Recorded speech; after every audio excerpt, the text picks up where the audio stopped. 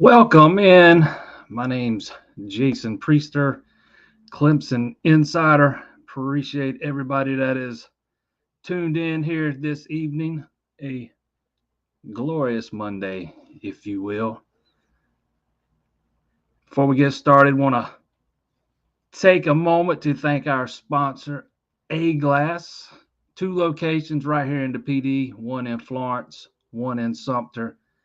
Um, take care of all your auto glass needs. They do replacement, they do repair. Get yourself a free quote today, myaglass.com. Some of the best in the business around here.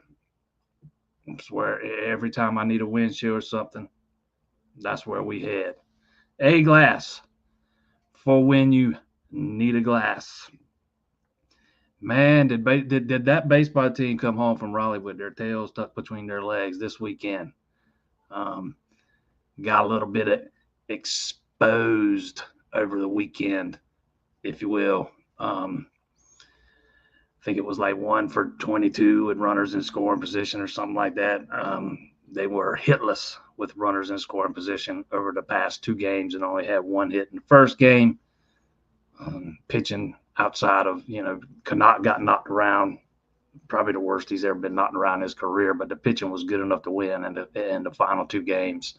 Um, it's just a lack of being able to put the ball in play when it matters the most.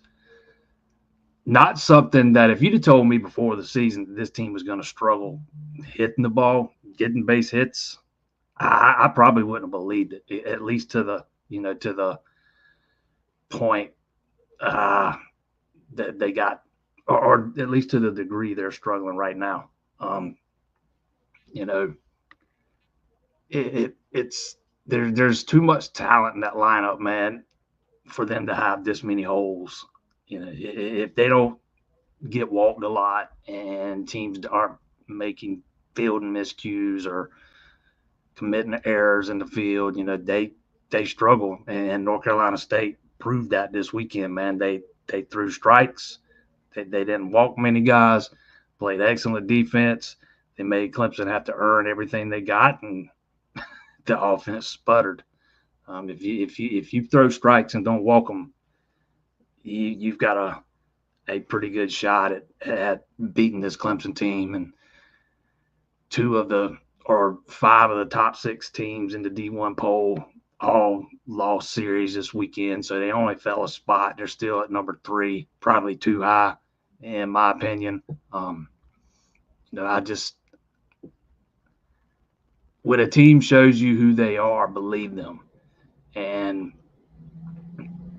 I picked them to lose the Louisville series because I started even before that. You can start seeing signs of some of this, and then after they take 2 out of 3 from Louisville, I kind of fooled myself into thinking, well, maybe it's not as bad as it looks. And then they go to Raleigh and get flat out exposed, and maybe it is as bad as it looks. I picked them to, like I said, I picked them to lose the series against Louisville. I just did it a week too early. We'll see what happens, man. They're going to get a few days off. Finals are this week. I think Bakich told me after the game Saturday they might not even get back to practicing until Wednesday. A few days away, probably doing some good, to be quite honest. They got some guys that's banged up. Reek Harris wasn't even available over the weekend. He's supposed to be, nobody knew that. Supposed to be back this weekend. But there's some guys that are dealing with some minor things like soreness, tightness, or whatever, and maybe a few days off will help them. But another guy, Ethan Darden, second weekend in a row, he wasn't available, and I know he's not starting anymore. But that's a guy you can go to in the bullpen. So there's some guys that's dealing with some bumps and bruises, and it also help you flush. Just get the sour taste out of your mouth. Of everything that happened in Raleigh. So, because you got to you got another big one coming up this weekend. You go down there to Tallahassee. Florida State lost 2 out of 3 to Louisville. You're going to face one of the best pitchers in the country in Jamie Arnold on Friday. So, I mean, it doesn't get any easier. You go down there and lose this series, you're probably in danger of not being a national seed. You think they're probably firmly entrenched, unless they just go on a long extended losing streak. They're probably a safe bet to host a regional, but man, they're certainly not guaranteed to be one of those top 8 seeds at this point. They have proven to be scrappy. We'll see if they can scrap their way to a few more wins down the stretch here, man. But it's tough sledding over the next couple of weeks. Again, you go to Tallahassee this weekend. Then you got to go on the road. I think it's after Florida State that you go on the road and play Coastal. I can't remember if it's that week or the week after, but you still got one more road game at Coastal. You got Duke coming to town, who's always got a solid team. Then you got another road trip to Pitt to finish it off. So, like I said, it doesn't get any easier, and we'll see what they do, how they respond. It is kind of ironic that pitching was the biggest question mark coming into the season, and it's actually the hitting that's costing them, not the pitching. So we'll see what happens with that. You had the NFL draft this weekend. I don't think there was anything earth-shattering regarding Clemson, that came out of that. On one hand, I do think the last couple of years have been a indicator of how the talent level has fallen off, or at least fell off to a certain degree. There for a few years, I thought it seems like they're in a good. They're trying to get that ship back on course, and what they did in the last class with all the deep commitments and stuff certainly don't help. But I thought they filled some of those holes in the portal. And if they can keep this class together, I think they'll be all right.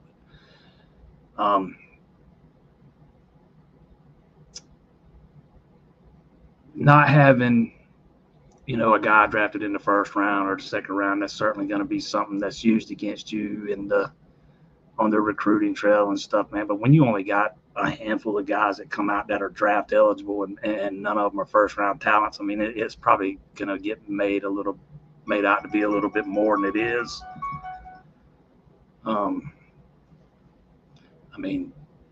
I think the only one that surprised me in not getting drafted was Marcus Tate. I wasn't surprised that Brennan Stoll didn't get drafted. I wasn't surprised that Barrett Carter didn't go until the 4th round. Same thing with Mickens, although I think the Chargers got a steal in him. Sounds like, listening to their GM, sounds like they think they might have got one in him too, but I wasn't surprised by any of that. Again, I wasn't surprised by Brennan Stool not getting drafted. Film don't lie. So, if that's somewhere you want to go, we can go. But I don't. To me, there's not a whole lot to take out of that, man. I think when you have as many guys that decided to return for their senior year or their 5th year or whatever, as Clemson did last year, it kind of skews the numbers a little bit and skews the results. I'd be willing to bet they'll have at least one first round pick next year, and maybe 1 or 2. Had a 4-star defensive end kind of abruptly come off the board over the weekend. Cam Brooks committing to Cal. Can't say that the school surprised me all that much, but the timing absolutely did. He was already locked in to be on hand for the big official visit weekend in June.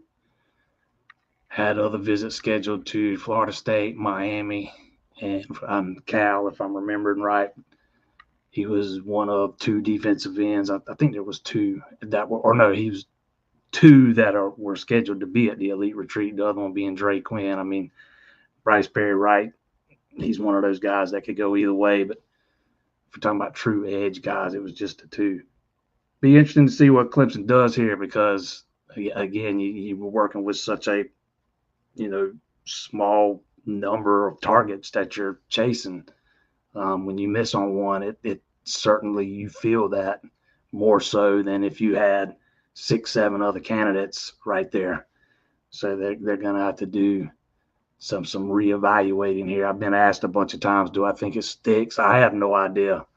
I've had a couple of conversations with Cam Brooks, going back to the first of the year when during the evaluation period, and maybe even before that. But Cal was a school he mentioned every time Cal was going to get one of his official visits. Matter of fact, a couple of times I talked to him, Cal might have been the first school he mentioned when talking about other schools that were after him. So I can't say I was all that surprised that Cal was the choice. It's just the timing and that it didn't go into the summer.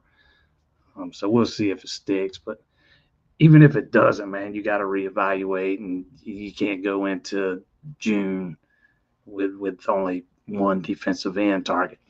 And that's kind of been a position of weakness outside of TJ Parker last year before that. So it's a position that kind of needs to be shored up. You do get the benefit of getting Will Help through the portal. You have him for this year, and you would assume the next year. But I mean, still, you got to restock that talent there at that position, man. And I'm not a big fan of the way they've gone about recruiting that position. I understand the process that Clemson uses, and I kind of like it in most cases. I just think here with defensive end that the net should be at least a little bit wider. But we'll see what happens. Still a long ways to go till December, signing day in December. A lot of things that could happen between now and then. And it's not like they're going to take, 3 or 4. It's probably going to be 1 or 2. And heck, who knows? Perry Wright might count as one of those guys if they were to land him, but because he's one of those players who can play inside or outside.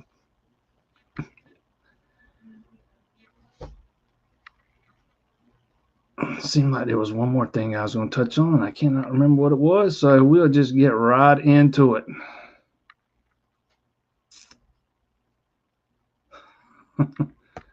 Missing football. Yeah, hey, when once spring practice gets well into the rearview mirror like it is now, we're almost a month away.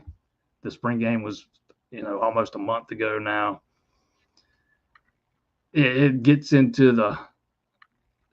I'm a big baseball guy, so I love baseball, man. But I know everybody doesn't want to sit here and talk about baseball for an hour. I could do it, but I know everybody else doesn't. I have another show designed specifically for that on Wednesday or Thursday. So not having football, man, it kind of, especially something new, it kind of leaves you kind of clawing for content to talk about. But I'm gonna go out on a limb here and say that you are not the only one that is missing football right now. I'm sure there are a bunch of other folks in here, including myself, that feel the exact same way.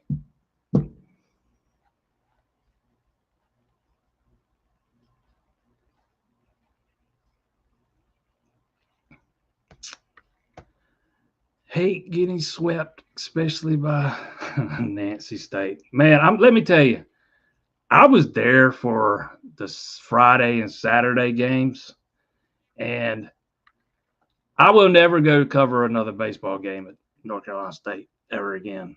I have never seen media covering a sporting event be treated the way the media was on Saturday there in Raleigh. I will. That is probably my last time covering a game there, at least in the regular season. Maybe something happens and you have to go there for the postseason or something. But man, it was not a very fun experience either day, to be quite honest. the first game, which was the first game I was at Friday, everything was fine. And when you're covering the visiting team, usually you have to go on the field post game if you want to talk to the head coach. They don't take you into an interview room or anything like they would say if you were at Doug Kingsmore. Clemson does all their stuff there inside the facility. If you want to talk to the opposing coach, you got to go down on the field. Well, at North Carolina State, man, there's no visible way to get down there. Most venues, there's a place you can get on the field right beside the dugouts where the nets will open up and you can kind of get through there, and they'll let you through if you got a media pass, but not at NC State. And nobody told us how to get down there. We walked around for about, I don't know, probably close to 10 minutes after the game had ended, trying to find our way down there. Nobody could tell us. Finally, somebody walked us through the North Carolina State facility all the way on the other side of the field to walk us,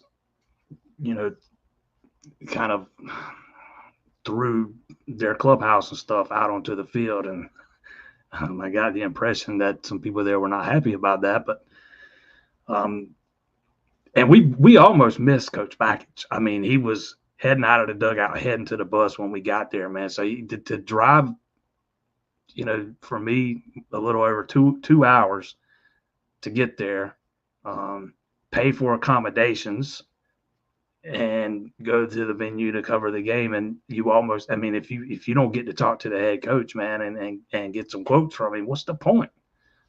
It just was not handled well, man. And I'm not going to get into all the details that happened on Saturday, but man, it was even worse. But at least we knew how to get to the field. But man, it was not a very good experience. It's the worst experience I've had since I've been doing this. I ain't going back. It's a small ballpark. I mean, it's nothing wrong with the venue, man. It's a small ballpark. I think it only seats about 2,200. And even the concourses are real small, so there's not a lot of room to move around. But it was just the way that, I don't know, man. It's just the way that the media was treated. And I'm not just talking about me. I'm talking about all of us that were there, even their own media guys. And they didn't even give us they wouldn't even let us in the press box that day. It didn't tell us they weren't going to let us in the press box. So nobody, or at least guys I talked to, none of them didn't know it was coming, so they weren't prepared. It was not a fun day. But Clemson, I know that's not what you're talking about. I kind of went off on a tangent there, but Clemson's just kind of caught those guys, man, where they're smoking hot right now. Their pitching was lights out. Not that you got to be, pitching at an elite level right now to handle this Clemson offense, but man, their guy that pitched in game one, the guy that came out of the bullpen, and I can't remember his name off the top of my head, man, that guy was elite, man. He is fantastic. Their closer, he didn't even pitch until Saturday, that last inning. Dude never even threw a fastball, man. Never threw a fastball.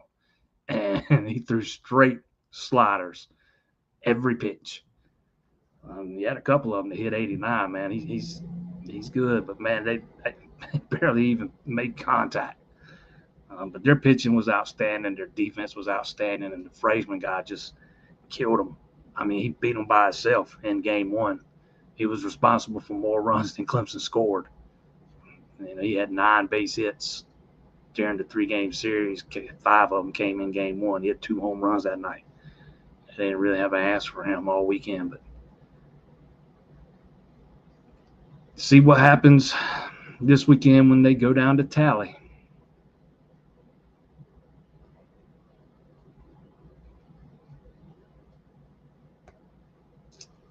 Sucks not playing the Pac in football this year. Dabo needs to beat the brakes on. It's going to feel weird not playing North Carolina State in football. That's kind of one of those games that's, even when North Carolina State's not expected to be very good, or even if for whatever reason Clemson wasn't expected to be very good, man, that's one of those games that you look forward to every year, man. There's emotions involved. It's become kind of its own unique rivalry since Dave Doran's been there, because there's not. I mean, you can tell that there's some friction there between Dabo and Doran, even though they don't really, you'll see them talking pregame and stuff, but there's some real life friction there. Um, and it's kind of created some drama on the field. That's a team that you're used to Clemson playing every year. And yeah, I mean, if you're a Clemson fan, that's a team you want to beat the brakes off of every year. I would kind of, for me, North Carolina State fans kind of rank right up there with me with South Carolina fans and maybe even Georgia fans. To me, those are the three right there. But it's if you're a Clemson fan, man, it sucks losing to those guys, and they've kind of, they took 2 out of 3 from Clemson last year. So I mean, it's not like this is something new. They beat Clemson up last year too. Seemed like last year Clemson caught North Carolina State just right when they were getting hot. And now you catch them after they've already gotten hot, and they just roll right over you. At least when you go down to Tallahassee this weekend, you have the benefit of knowing you're facing off against a team that just dropped 2 out of 3 from a team you just took 2 out of 3 of, 2 weeks earlier. But we'll see what happens, man. Canucks got to be a little bit better. And I'm not of the opinion that he pitched terribly. I just think they hit him. They kind of stayed down on his changeup, and they hit him. It's baseball. It happens sometimes. And again, that's a team that is swinging the bat pretty well.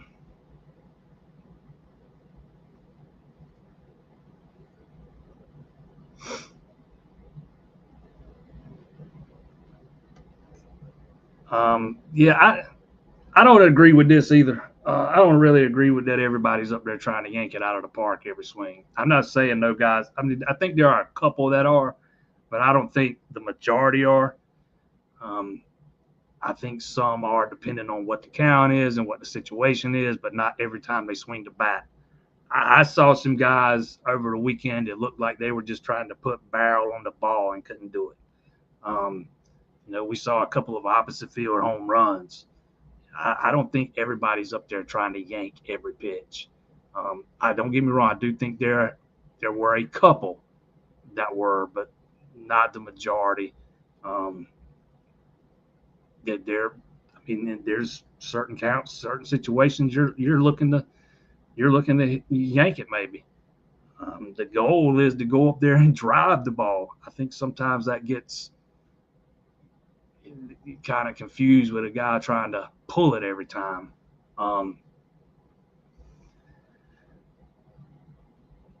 I have not had a big issue with the approach at the plate up until this weekend. This wasn't a team that's been striking out a ton. They were at least, they were at least bringing guys home with sacrifice flies, fielder's choice, whatever it may be.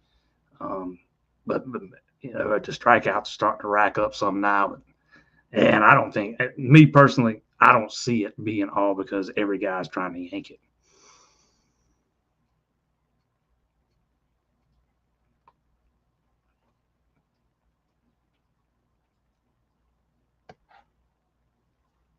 What's Bakic's plan? I don't know. I don't know. There's a whole lot you can do right now except hope that some guys kind of hit their way out of their struggles here. Cam's starting to struggle mightily, man. He's down to 300. The next, he could easily be under 200 after his next at bat. I don't think we've seen that ever. I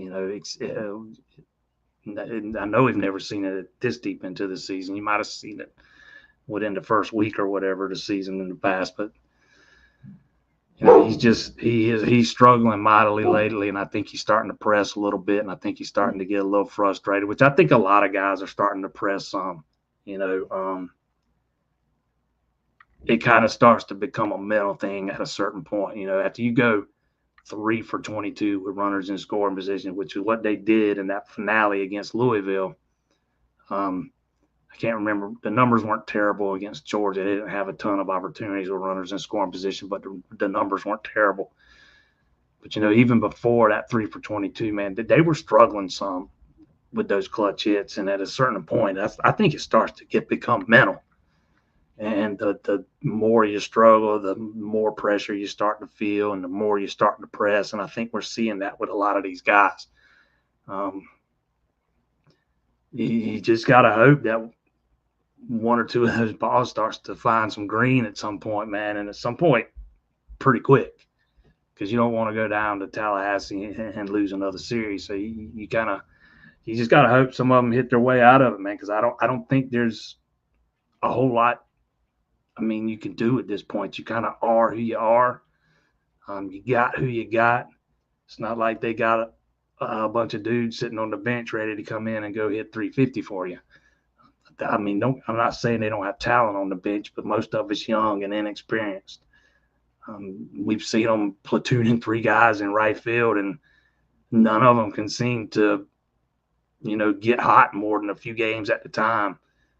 McClatty's probably been the most consistent hitter of the 3. Becetta's hardly giving you anything. He was, I guess the other 2 have kind of pulled away from him to the point that we don't even see him anymore. We'll see if he gets another opportunity this weekend, because Crichton didn't have a really good weekend, which nobody did really. Outside of, I guess, Priest probably had the best weekend. And he still had some big strikeouts. I don't know that there's I don't know that there's anything you can do to kind of rectify this other than hope some guys start to come out of it, man. I mean, you can tinker with the lineup a little bit, but I mean, he's done that some, and that hadn't really helped. But outside of that, I don't know, man. I don't have that answer.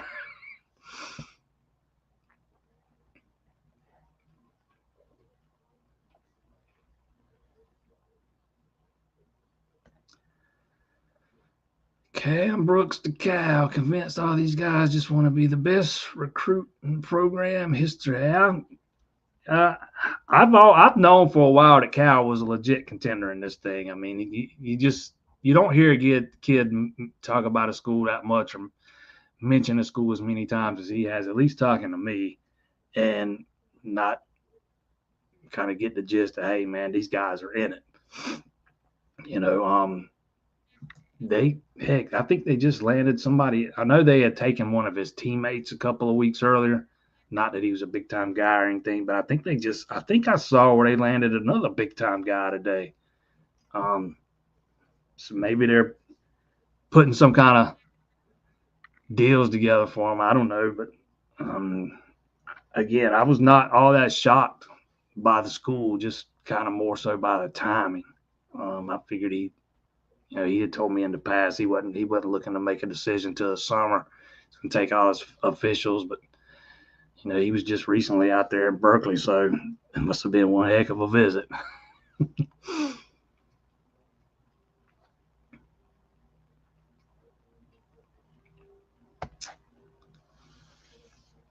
Is Tate playing 2 sports official with Dabo? I wonder if he gets pressure year 2 to only play football, especially to become the starter. As far as I know, I don't think he commits if he doesn't have permission to play baseball. And one of the conversations I had with him, he told me that he wanted to play baseball for at least the first season. So, I mean, that means he's at least open to the possibility of only playing baseball 1 year. And this is not 15 years ago when back in the days of Kyle Parker. Football is kind of a year-round thing now, and especially for a quarterback. I mean, if you're a position player, we saw Will Taylor was able to do it, but he wasn't a starter. He wasn't a second-string guy. But he was also a much better hitter the year after. Or he was starting to round into form when he got hurt anyways. But once you give up one and are able to focus on the other more so, I think it makes you better. But yeah, I do think that that's been signed off on, man. at least listening to him and the conversations I've had with him. But as a quarterback, it's got to be extremely difficult. Um, when he gets here, that quarterback job's going to be open. Klubnik's going to be gone. Vizina, everybody think it just assumes is the heir apparent. Um, that job's going to be wide open. Who's to say if he comes in here and rolls early and doesn't play baseball and goes through the spring that he doesn't win that job, man? Because I think he's got that kind of talent. I'm not saying that is probable or will likely happen. I just am leaving the door open for the possibility. But I am kind of anxious to see how that works out and how he handles it, and if he does indeed play both. Because at one point DJ was planning to play both, and it just wasn't really doable, man. Once it got time for the nitty gritty, I think they had originally said DJ was going to put off playing baseball at Clemson for a year, and then that turned into him never playing. Man, it's going to be hard. If you're a quarterback, I don't know how you juggle the two, especially when you see the jobs open and it's there for the taking, and you want to come in and win it. You need to be there that spring, man. Otherwise, you're just kind of basically handing it to Vizina, because if you're not there that spring, you're not going to win it. Maybe there's a way he can not miss any football practice. I don't know how that would work, because I know there are a few days in April there where the two overlap.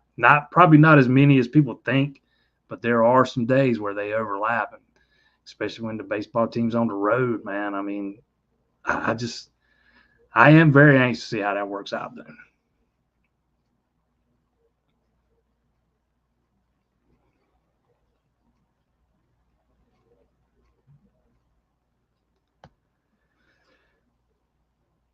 Wonder if Cal, like Duke and others, just picks a few players that want to lock, just go all in on them, including NIL and revenue sharing. Yeah, that's kind of what Duke's been doing. I think Bryce Davis, back before the rev sharing stuff, and a school like Duke, they're not gonna be like Clemson and give a large majority of the rev share money to football. They're gonna give some to their basketball program too, or at least a lot more than Clemson is.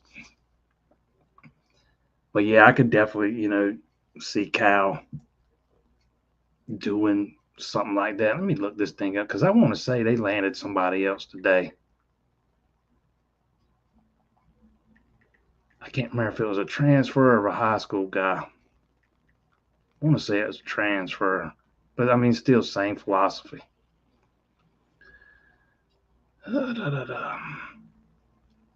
Yeah, North Carolina State transfer running back Kendrick Raphael. He committed over the weekend.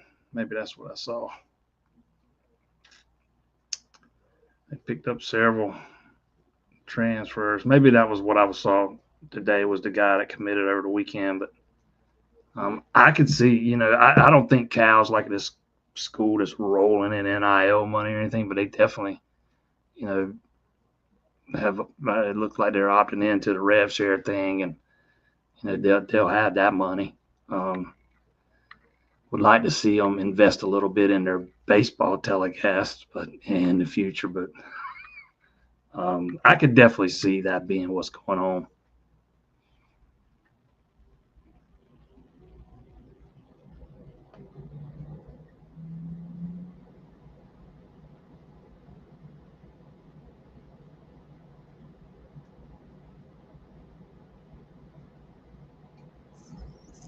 TJU didn't get drafted either. Yeah, I know you're being a little sarcastic there, but I don't think any of us were expecting him to. Good to see he is getting a shot. Heck, I don't forgot who signed him now. Who I remember, whoever it was, is settled at quarterback. It'll be interesting to see if he actually can stay on the roster, even lock up a practice roster spot. Um, It'd be good for him, man. He's getting a shot. He's joining the Chargers. That's right. Talking about a guy that it just did not work out for him. The way most had envisioned when he was coming out of high school. I mean, and it's not just Clemson. I mean, everybody thought this kid was a can't miss prospect. Sometimes you just can't. You don't know what's going on. You can't watch film all the time and know how a kid's going to perform under the lights in front of 80,000 in front of a national television audience. After his first couple of performances there, up there in South Bend, that game against Boston, or at least that second half against Boston College, man, you think Clemson's got something with him, and just didn't work out that way. I don't think he was any better at Oregon State. There are some that will make the argument that he showed improvement there. I don't think he did. I thought he was the same guy. That he looked the same to me. Numbers very similar. Probably in an offense that was more suited to his playing style, and then he goes down to Florida State, and it's just a disaster. Probably fortunate that he's even getting a shot, but we'll see how it goes, man.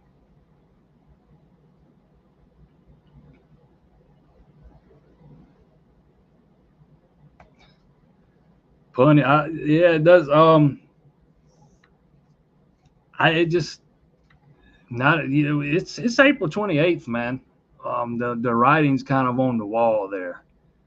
If they haven't, looked to sign one now, I wouldn't expect them to. It's pretty easy. But it's pretty easy to read those signs. Will they revisit that? Later, maybe. I mean, because it doesn't. Just because you don't sign one now doesn't mean you can't add one later. Remember they went and got the White's kid. From he was fixing to start his real life job, and when Robert Gunn was struggling, they went and got the White's kid and brought him in. So I mean, there's you still got time to do something. Maybe they want to go through the fall and see what they got, or maybe they're not expecting to punt a whole lot this year, or maybe what they saw during spring practice was different than what we saw at the spring game, and different than the small viewing windows we got during practice. But it sounds like for now they're going to roll with Jack Smith and McCune, and I haven't really heard anything about Robert Gunn, although I know he was working there too. But it's definitely that's interesting. It is interesting to say the least. But we'll see what they do. But if they were going to make a move there, I would have expected it would have already been made by now. So I wouldn't be holding my breath on one to be added, here in the spring.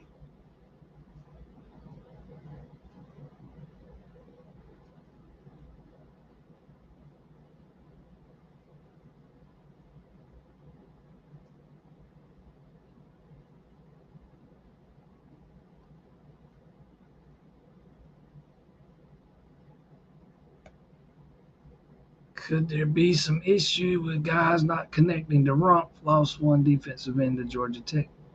I mean, I think you've got to stop looking at recruiting through the lens of the past. Losing a guy to Georgia Tech or losing a guy to Cal today isn't what it was 5 years ago.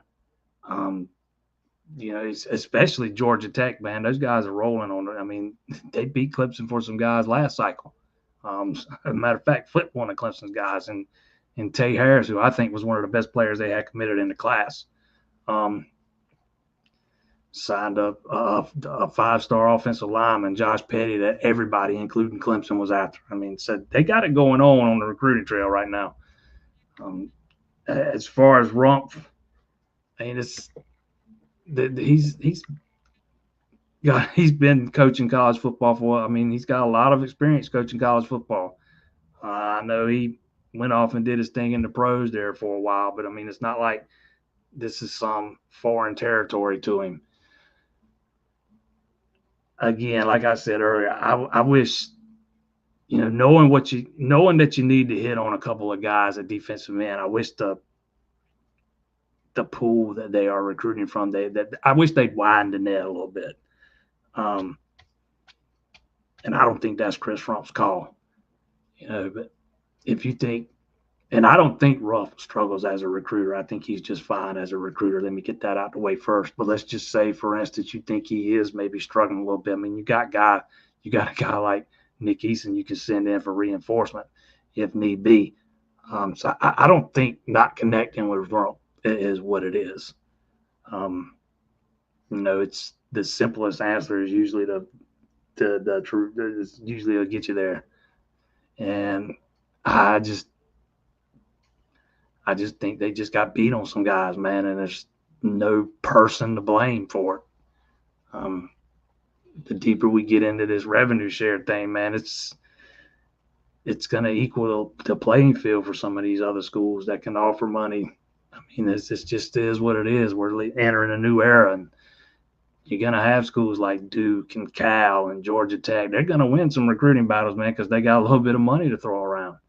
And like we were talking about a minute ago, especially if you're using that money and pooling it and trying to spend most of it on 2, 3, 4 guys, then you can go and offer them much more than what most of these other schools are going to be able to offer.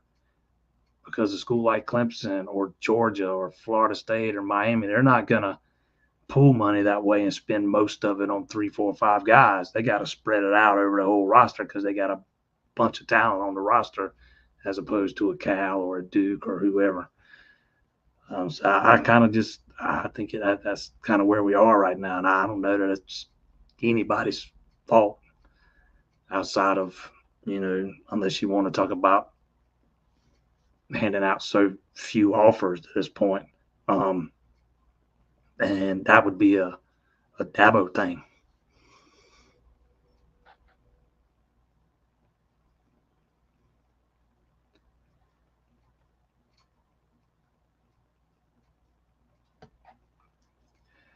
Any news on Ian or Jay? No, there's a court case that might get some resolution this week that might affect Jaden.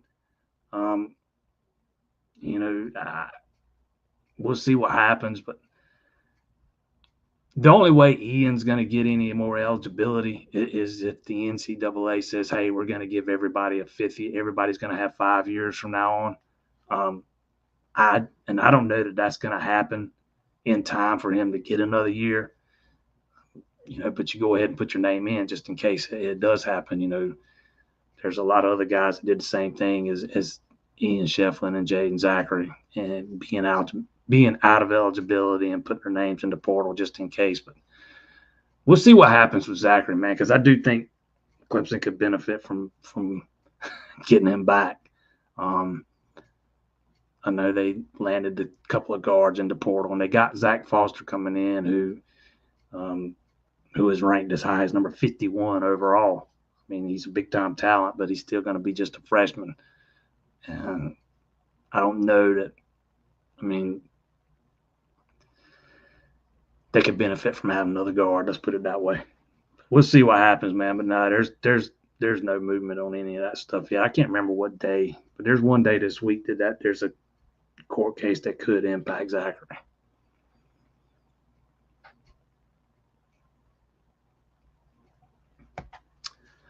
Soon Dabo doesn't want to make too many defensive end offers and risk having too many on the roster. You could. That's the way it. I mean, to be quite honest, I mean, they intentionally keep the number of offers down. They want to be one of the schools that offers the least amount of players every year, and usually they're in the top 2. It's usually them and Stanford, I think, that hand out the fewest offers. I mean, Dabo wants the offer from Clemson to mean something.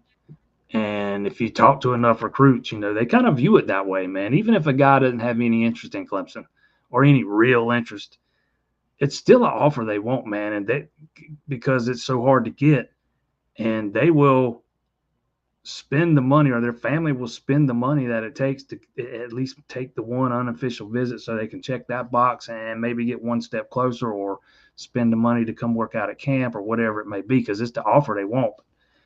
Even if they already know they're not going to go to Clemson, it's still it's an offer they want, and it's one that will boost your stock. You get an offer from Clemson, oh wait, that guy must be pretty good. Same thing if a guy got or got picked up an offer from Georgia or whoever. But I mean, when you for defensive end, for example, and I'm just speaking generally here, but when that's a position that needs to be shored up. I mean, I don't see how many they've offered 15 defensive linemen total in this class. Going by the 24/7 numbers. There's 1, 2, 3, 4, 5, 6, 7, 8, 9, 10 edge guys. 10 of them are edge guys. And over half of them were guys you had no shot with, really. Anthony Jones, when's the last time you heard his name mentioned with Clemson? A 4-star out of Alabama. Samote Cato-Ango, he's already committed to Southern Cal. He was a guy they knew that it was a long shot with. Jake Cruel, took a flyer on him. That one was another long shot. Not happening. They did just hand out the new one to Luke Waffle a couple of weeks ago, so I guess technically they have expanded the board. But that's a guy that it looks like you're already playing from behind, and a guy was probably going to be a long shot with anyways. Jordan Carter from there in Douglasville, man, he's going to ATM. He never really had much of a shot. Kamari Brooks never had much of a shot.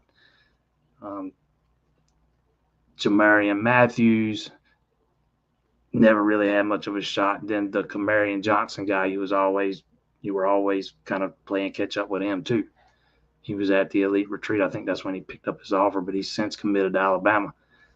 So, I mean, all those guys that I just listed, Cam Brooks and Trey Quinn are kind of the top two that you really had the most realistic shots with. Kamari Brooks was showing you a little bit of love for a while there, but you're not even a finalist. I mean, at this point, you got to – I mean, I know you want to land Bryce Perry right. That's part of that. That factors into this too. You want to make him feel like the priority, and I understand that part of it. But I don't know that if you would have gotten in on a couple of other targets earlier and maybe tried to get them offers earlier, that affects that one way or the other. I just think it's such a position of need, man. It's a position you need to hit on two guys with this class, even if you're counting Perry White as one. Perry Wright as one of those guys, that's fine. But you need to hit on two. And if you get to December and you land Perry Wright and you land Drake Quinn, then all this is moot. But I think you at least got to prepare for the possibility you don't land both those guys. And again, there's still a long ways to go to December. So we'll see what happens, man. But I definitely think they need two in this class for sure. Because, I mean, you're not getting – TJ Parker's headed off to the NFL after this year, barring something crazy. That kind of leaves – I mean, you got Darian Mayo, who really showed a lot of progress this spring. Golly, then you got Jaheim Lawson and I don't even – Cade Denoff might be out of eligibility by then, and same with Zaire Patterson. I mean, you got to – certain point you got to restock that thing, man, and you need to give yourself some options. I mean, I understand wanting to keep the talent pool, the offers down to the minimum, man, but again, you gotta give yourself some backup options too.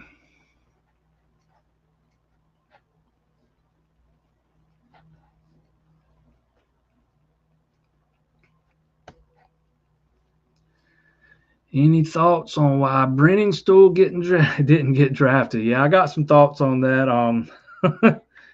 I don't think he's.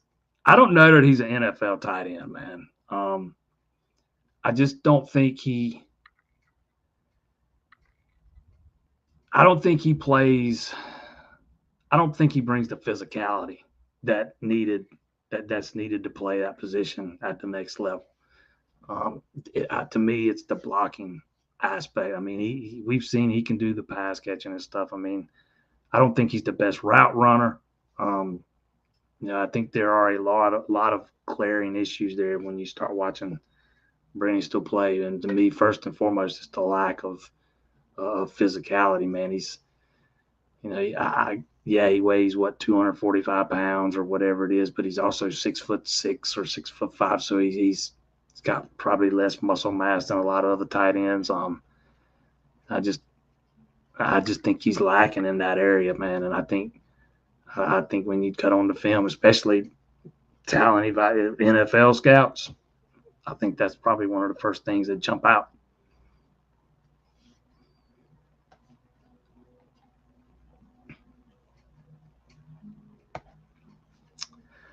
See, Ben Boulware's out recruiting. Is Taj out? Not that I'm aware of. Unless something's changed, Garrett's still the guy going out on the road. They've not made that switch yet, as far as I know, anyways. You still only have so many guys or so many assistants that are allowed to go out on the road and recruit. And when Tom Allen got the job, instead of sending him out, they're sending Boulware out. Um, Dabo had mentioned maybe starting to send Taj out instead of Garrett Riley, but that change never happened during the evaluation period. And I'll be surprised if it happens, or excuse me, that change never happened during the contact period in January. And I'll be surprised if it happens here during the evaluation period. Um, I think Garrett Riley's a guy that if Clemson's going to go out and evaluate somebody or a quarterback, I think he wants to be the guy that goes out and does it. But we'll see, man. As of now, though, no, Taj has not been out on the road as far as I know.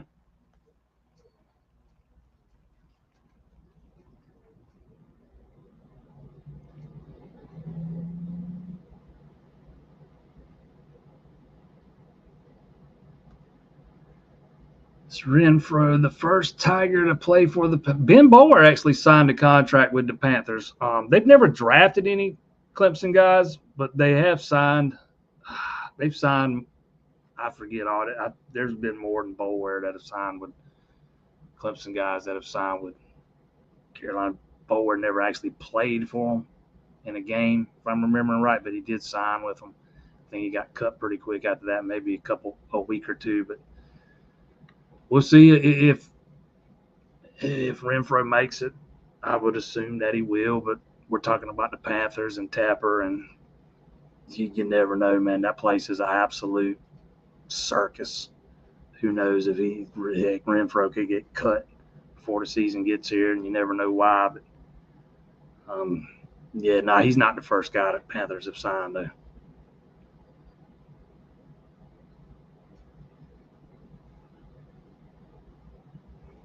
I was wondering if somebody's going to bring this up. Should have never let the bananas run down the hill.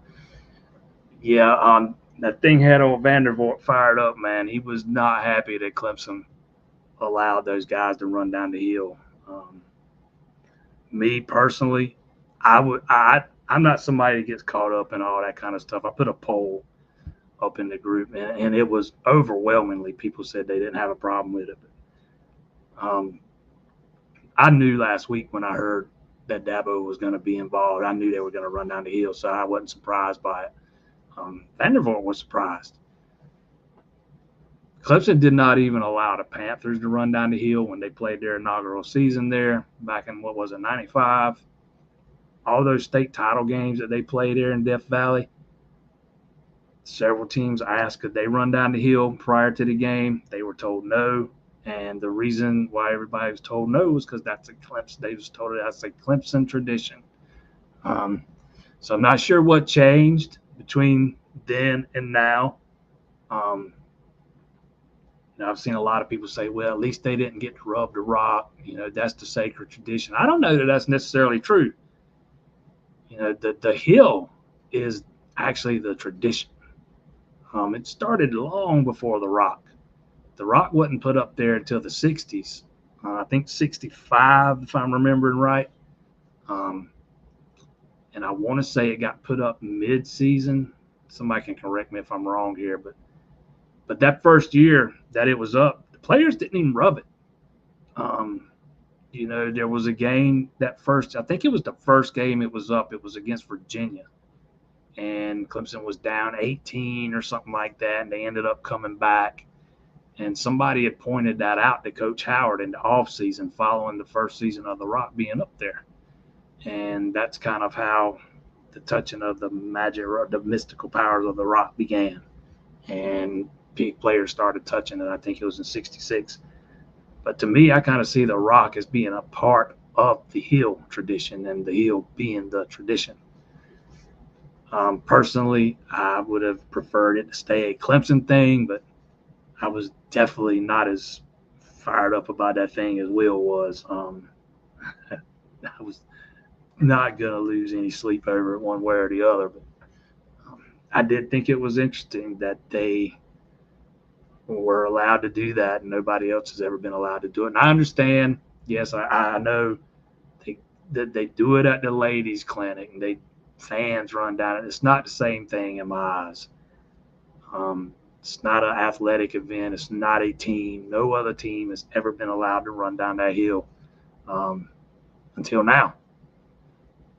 I think Clemson could have got the same kind of exposure, notoriety, publicity, yada yada yada, without allowing them to do that. But way above my pay grade, and again, to me, it's not nearly as big a deal.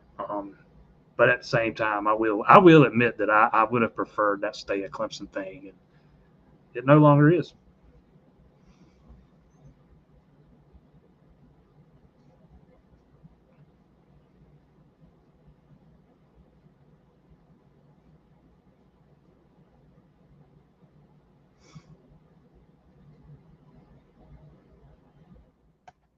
Be interested to see if Backus move. He's been moving people into line. He's been making tweaks to that. I mean, it hadn't been the same 2 days in a row. Not that I'm remembering very often here lately. I mean, that's about all you can do. But I mean, whether you're hitting second or seventh, man, you got to put the bat on the ball, and they're not doing a very good job of that right now.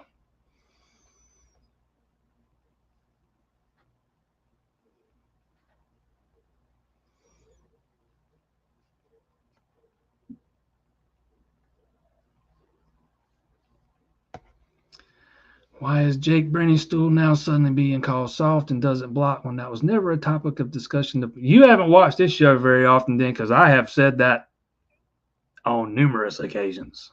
I remember, golly, what game was it after, man, when I just railed on him for that route he ran. Golly, who was that against? Maybe against Duke in the opener year before. I can't remember now, but he looked like he was trying to do a dance more so than running a route. But I have, on more than one occasion, talked about the blocking aspect being a weakness of his.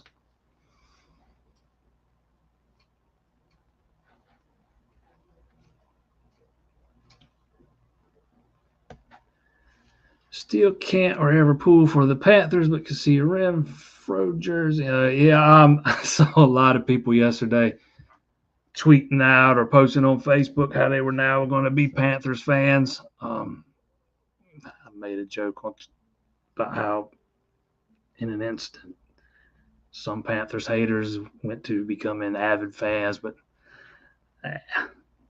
I'm like you, man. I would never pull for the Panthers, and that goes back to their beginning. Not that I despise them or hate them or anything. but I was an adult when that franchise began, so my fandom was already deeply rooted elsewhere, and I was not changing allegiances just because they decided to put a team in Charlotte.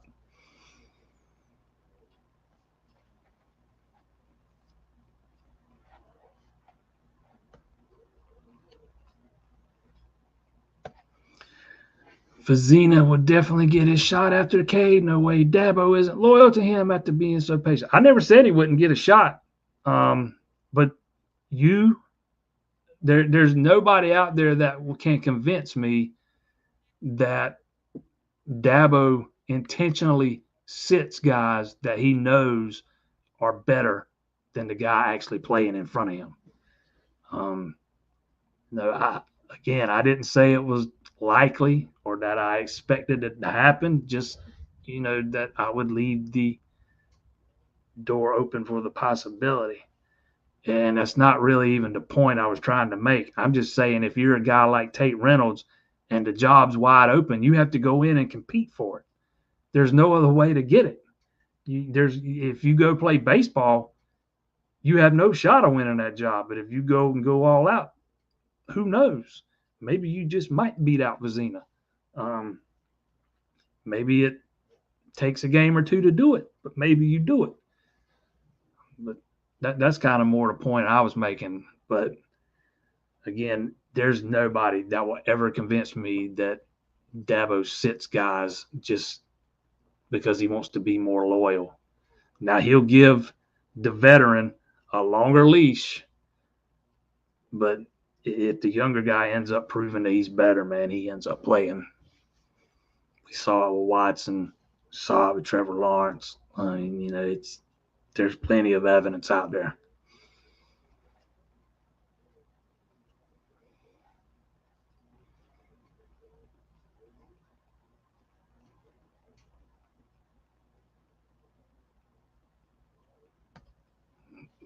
Here's a very valid point. Olsen Pat Henry doesn't emerge if Brenningstool is a net positive blocker. Touche, my friend.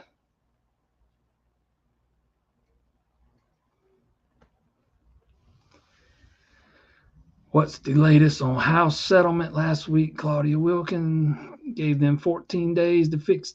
I fully expect it to get passed. They'll grandfather the guys in. They'll work it out however they got to work it out. Too much work been done on that thing for it to be scrapped. And I can tell you the people at Clemson still fully expect it to be finalized.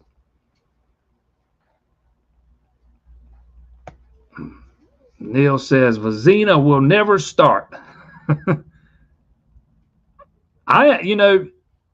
6 months ago, I might would have said that I could see a scenario in which he never starts, man. I thought he showed a lot of progress this spring, but I think he's still got another step or two he needs to take before he's ready to be an everyday starter for sure.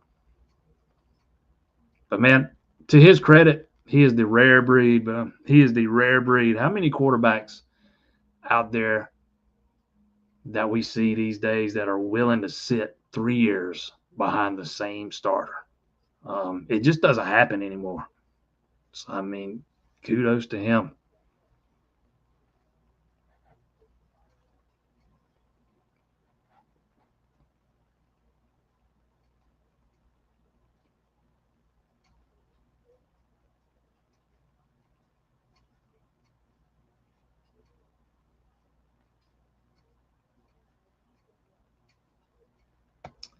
Brenningstool was a stud in one phase of being a tight end, broke some records. Yeah, he did break some Clemson records, man. He was, he's a great pass catcher. And it's something that Christian Betancourt is going to have to, do. Because Betancourt, he spent a lot of time, he was more of a pass catcher in high school than doing the dirty work that comes along with being a every down tight end in the NFL. I don't think Brenningstool adapted very well to that. It's one thing to go out and, catch a pass. It's another thing to excel in the run blocking aspect or the pass protection when you're called on to stay back and help protect the quarterback. I just don't think those were areas that Brenningstool excelled in. you can be good at one and not so great in the other one. Again, I think that's the area that Betancourt is going to have to, that's where he needs to experience the most growth is as a blocker. I mean, he's got all the tools to be a great pass catcher like Brenningstool was. And I don't even know that I get it. He set some records at Clemson, but I don't even, if going back in history, man, give me Jordan Leggett, give me Brandon Ford. Golly, there's one other I'm missing too. There's another one. There's 3 or 4 tight ends I'd take over Brenningstool, but that's just me. I'd put him top 5 in Clemson history. I definitely wouldn't put him at the top.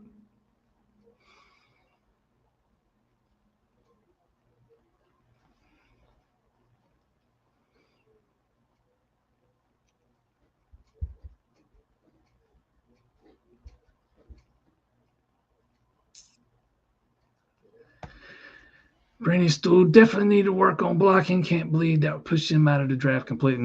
I don't know that was the only thing that pushed him out. I don't think he's the most polished route runner. I mean, I understand, man. He made a lot of plays in the offense for Clemson during his career, but I mean, I don't.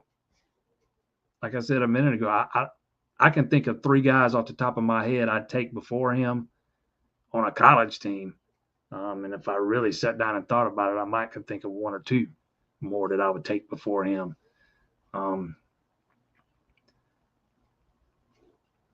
Clemson doesn't have this long-standing tradition of producing elite tight end talent. So, I mean, there's not a ton to compare him to over the last 100 years or whatever. But, again, I don't think he was the most polished route runner.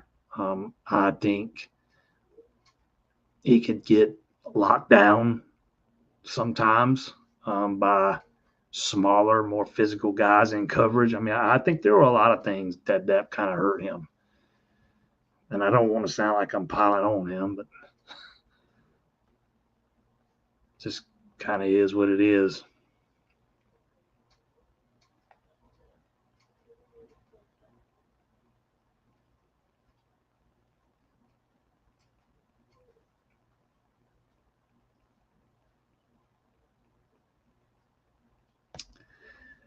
Maybe they revisit punter after they know if walk-ons get grandfathered in. Well, I think Clemson was going to keep their walk-on punter regardless. Let's say the strict 105 went into effect this year. Clemson was definitely, they were going to have to cut. They would have had to cut some guys. They might would have ended up keeping McCune either way. Or at least let's just say it might have been. It's a possibility depending on seeing as he was the guy doing the competing with Jack Smith, but that just would have meant they'd have had to put him on scholarship. But I definitely wouldn't fully close the door on them adding the punter. I just don't think it's going to happen now. I just think if it was going to happen, it would have already happened at this point. Maybe they want to let those guys go through the summer, keep working on it, and then see what happens in the fall. Or again, maybe they saw things differently than what we saw during the spring game. There were only 3 punts during the spring game. Jack Smith had 2, McCune had 1. I mean, it's a very, very small sample size. They were seeing it every day. The viewing windows we got at practice, very small sample size again. We got to see, I mean, if I want to think each of them punt 3 times maybe on a couple of different days, so 6 punts at the most. And, you're just standing there watching and the fields aren't they're not marked off very well, so it's hard to tell exactly how far they went. I do remember at least one getting shanked pretty good, but that's always a possibility. But I definitely wouldn't. I would at least leave the door cracked open just a wee bit. Well, we'll see what happens in the fall. But another way to look at it is if punter's the most concerning thing going into a season, you're probably in a pretty good spot.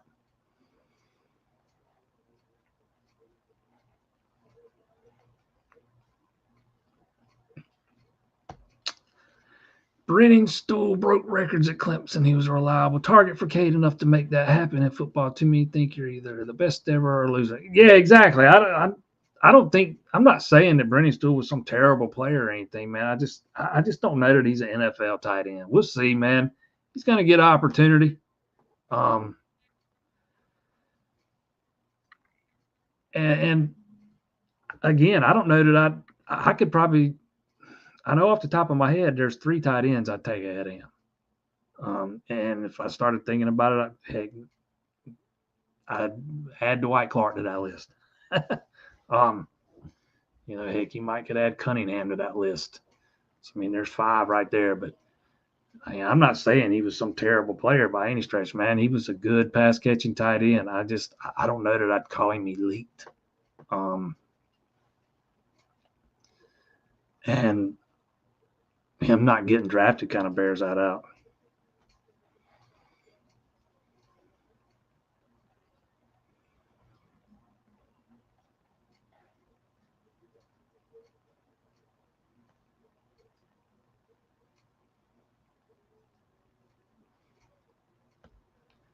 DJ needs to go play baseball. It's too late for that. Still interested in how going to FSU totally tanked any positive momentum. To me, he was the same dude in Corvallis he was in Clemson. He played a weaker schedule against, weaker competition, so they had a few more. He won some games, but to me, the numbers were similar. And if you actually watch him, he looked the exact same. He did not. I never saw him as a fit, and in that offense there at Florida State for whatever. I don't know. I never saw him as a good fit there. He also didn't have a ton of options. Florida State was really his only option, and that's kind of how he ended up there. And they wouldn't take him until they knew Cam Ward wasn't coming, because that's who they wanted, was Cam Ward, and he ended up going to Miami. But he didn't have a lot of options, and if he had options for this year, I think he'd have stayed another year in college because he had another year of eligibility. But I don't think he had any.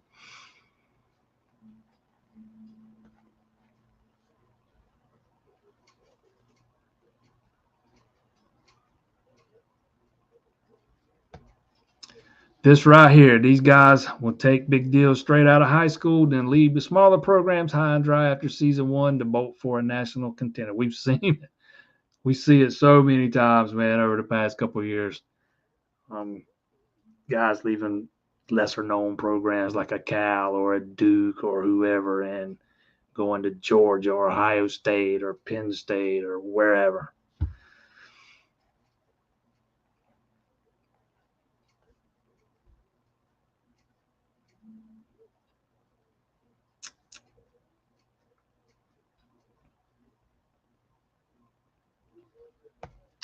Yes, they rode the bananas around the stadium to run down the hill, just like they do with the football team.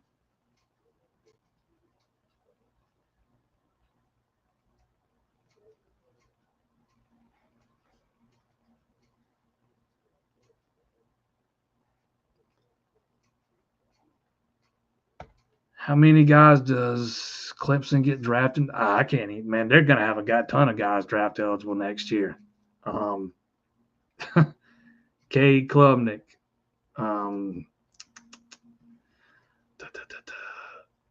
There's going to be a couple of those. Blake Miller. DeMonte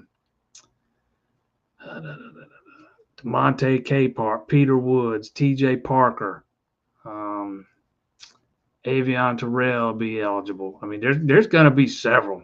And I'm probably forgetting somebody, or a couple guys. There's going to be several guys eligible for the draft next year, most of them on defense and some of them potential first-round picks.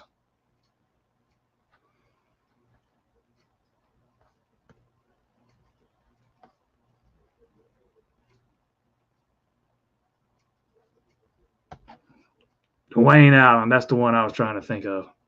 That is the one I was trying to think. I couldn't remember his name for some reason.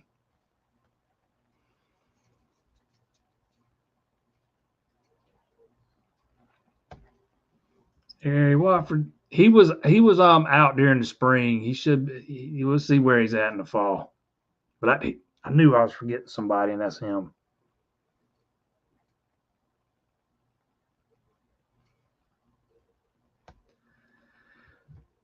My opinion on how Sanders fell in the NFL draft. I just number one, I don't think Sanders is a first round talent. Um, but I was surprised to see him take that kind of fall. I mean, don't get me wrong. The kid's talented, man. I just I think he just there's too I think he brings too much drama to the table. Um, we've seen him walk off the field before a game was over. We've seen him sulk and berate offensive linemen when things aren't going his way. Um, I don't know when you get once you get to the NFL,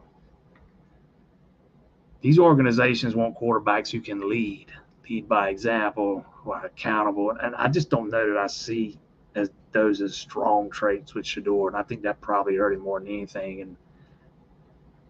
But again, just like some of these other guys, man, he's going to get an opportunity. He's going to get an opportunity to prove everybody wrong, including myself. Um, we'll see what he does with that opportunity. Yep, Antonio Williams. He'll be draft eligible next year. I see him as a mid round guy.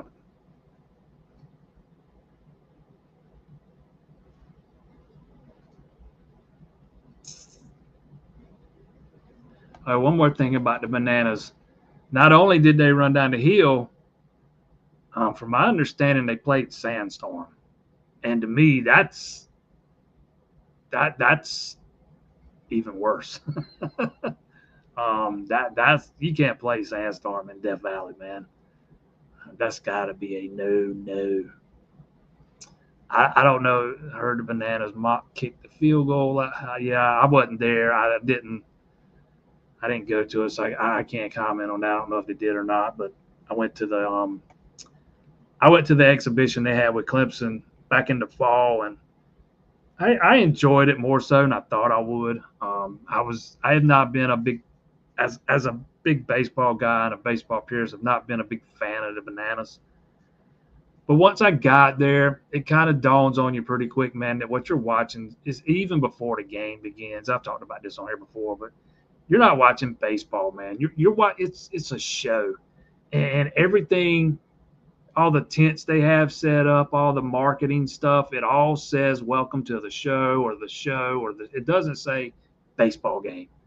So once you kind of open your mind to understand that it's you're not watching a baseball game, you're watching a show with some baseball mixed in, and that once I kind of accepted that, it allowed me to enjoy it, and it set me for what it is. And I did. I had a pretty good time, man. It was fun. But I wanted no part of what I knew was going to be golly, I can't imagine how I've heard that it was a disaster getting out of there, man. After that thing the other night, I wanted no part of that. um, y'all can have that, but I don't know about the kicking thing. Yep. Yes, like the Globetrotters. Although the only difference to me is the Globetrotters never lose. The party animals do win sometimes.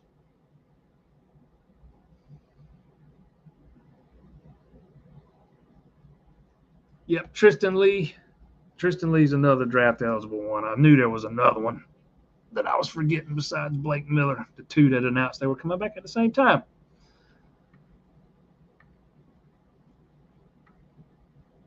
Last one. What position concerns you the most, and give me one breakout player? I know a lot of people are concerned about running back. I'm going to go with safety. I don't know that I would say it concerns me the most, more so than I would say that's where I have the biggest question mark. Because I just think Mickens is going to be that hard to replace. Not that they don't have some young, talented guys to step up into that role. I mean, we saw a lot of Kylon Griffin last year. I think Ricardo Jones is going to be a good player. They just need for him to take that step and be that guy this year, or at least a guy that can contribute a lot more than he did last year. So safety would probably be my biggest question mark, and punter. We'll go 1A and 1B there. And a breakout player, I mean, I hate to go with the obvious, but man, give me Gideon Davison. If we're talking about just when I'm thinking freshman, so to me that would be the breakout freshman. Let's say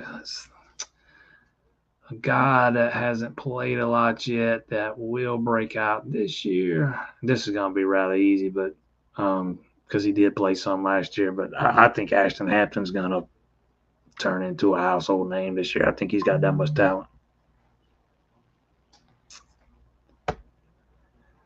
Want to thank everybody that has tuned in here tonight. Look at here, man. It's the end of April, and we're running 90 minutes almost. That doesn't happen very often. Credit to you guys. Appreciate everybody that tuned in. I want to thank our sponsors over there at A-Glass. 2 locations right here in the PD, 1 in Florence, 1 in Sumter. They can take care of all your auto glass needs. They do replacement. They do repair. A-Glass for when you need a glass. Free quotes, myaglass.com. Ashby and myself right here Thursday this week. We're back to our regularly scheduled programming. Man, those Thursday, Friday, Saturday baseball series throw everything out of whack. I'm glad we're going back to a normal schedule. My oldest daughter tried to talk me this morning into going to Tallahassee this weekend. That ain't happening. So we'll be covering that one from the comfort of my living room. But we shall preview that. Look back on the weekend Thursday, rounding the bases. Myself and Ashby will be right back here next Monday to talk the week that was. See you then, 7 p.m.